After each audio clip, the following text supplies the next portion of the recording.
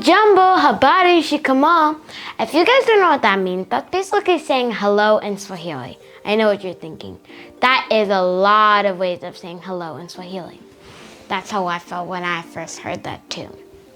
So, I'm Maddie, but you can just call me Em, and today is my first video, and I'm just gonna give you guys a simple introduction about me. So, I am 10 years old, and I really like bike riding. I really like computer science, robotics, and I like using recycled materials and like turning them into something. And I really like Legos. I love school. I like chilling. I like coding, and I really enjoy just like doing arts and crafts and stuff like that. So I'm just gonna tell you guys a really quick story. So a couple of years ago, I went to Tanzania, which is located in the east side of Africa. And when I went there, all I asked for was internet. Internet was like my life. Because here, you just buy your internet and you can just have your internet for how long you want. But there, you have to pay your internet and you get a certain amount of time for your internet. And when I wasn't on my electronics sometimes, I would be looking around like, oh, where are the kids' phones or iPads and stuff like that? But some of the kids didn't have them, or some of them did have them, but they just decided to play outside and do crafts. Or like they would go around their house, look around for recycled materials or something that they don't use anymore so they can make something really cool out of it. And I was very surprised. So about 3 weeks later, I go to Mwanza, which is a city in Tanzania. And I went to an orphanage with my dad, and we went to go, went to go give food and drinks to the kids in the orphanage. And the kids in the orphanage asked me, how do I become an engineer? How do I become an astronaut? How do I become a president? So these things really surprise me because they know what they're going to do with their life when they grow up. But at the same time, they don't have these tech resources like iPads or computers, because here we get all of those stuff. Because at my school, we barely use paper. All we use is just our computers. Because now everybody's just changing the things. We don't need paper anymore. We're using our computers now. So a couple weeks passed. I came back to America where I live, and I have another mini story that goes a part of it. A couple years ago, which was a year before I went to Tanzania, and at school we had this club where it's a tech club, and I was so happy about it. I wanted to go no matter what. I barely knew about tech back then, but I still wanted to go anyway.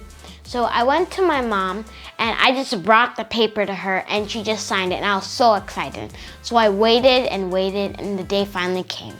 So the teacher gave us tools and this really big, thick computer that kind of looked like a box that you guys might have used in like the 80s or 90s back then. And the teacher just told us to explore around and see all the circuit boards, the wires, and everything around there. And I was so excited. I didn't know what I was doing. I was just opening things, looking at it, looking at all how cool and small the little things are. And then that gave my mom an idea of creating IoT Kid. If you don't know what IoT stands for, it stands for Internet of Things. So Internet of Things is basically like your car, because it's connected to the internet because you can control it. So then my mom started thinking about the idea. It took a while for her to start it a little bit. She just had to think of what she's gonna do about it and stuff like that. So get back to when we came back to America from Tanzania. My mom and me just started thinking about all these things, and then me and my mom, she bought like microphones and all those little things for it. But then for a second she kind of paused there because she wanted to think she can do better than that, like she can do more. So me and my mom, we started butting heads together, adding on ideas, thinking what we can do. Then 2019. So this all started 2018, went to Tanzania this started 2017, went to Tanzania 2018, and now we're at 2019. That's when my mom really started forming up the company. So when my mom, she was just like building and building on. She hired people to start helping her out, and I was so proud of my mom. And she was really working really hard on it. All her dreams that she's been planning for the past 2 years, that it finally came true, and it's all on there.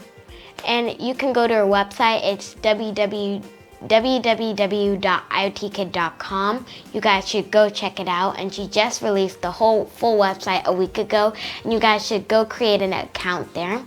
And I was very proud of my mom there. But the whole moral of the story, which I'm basically talking about, is that our future is happening now. As I told you, we use computers at my school now. Most schools, they just stop using paper. They mostly just start using the computers. And we have electric cars. We have all these tech resources, and we should use them wisely. Like right here, I'm using my camera, right, to videotape me. I have this huge light in front of me. I have a computer right over there, 2 computers over there. All these tech resources that we have, but we only have it for ourselves. We want to share with the rest of the world so they can have the same, so they can basically participate with us. And not only we encourage kids to use STEM. If you don't know what STEM is, it's science, technology, engineering, and mathematics. So that's basically what IoT is about. We want to help all of these kids so one day they can use all these life lessons that we're teaching them, so one day they can change the world. So not only we encourage kids to use science, technology, engineering, and mathematics, we also encourage them to use entrepreneurship. Entrepreneurship is basically like a business, how you can create a business, like your main idea. So for a business, you don't really need to have a whole bunch of money. You can start with no money, but you just keep on building and keep on working hard. We want to teach the kids that you can collaborate, listen to others' ideas, create new ideas, because you can make a random invention and there you go. You make a business out of it. So some people, they have no money at all. They have no money, and then they end up having billions, millions of dollars because they just used entrepreneurship and just created something on their own. So that's what we want to teach the kids, that they can use entrepreneurship and they can change their lives with it. So that's all. Bye!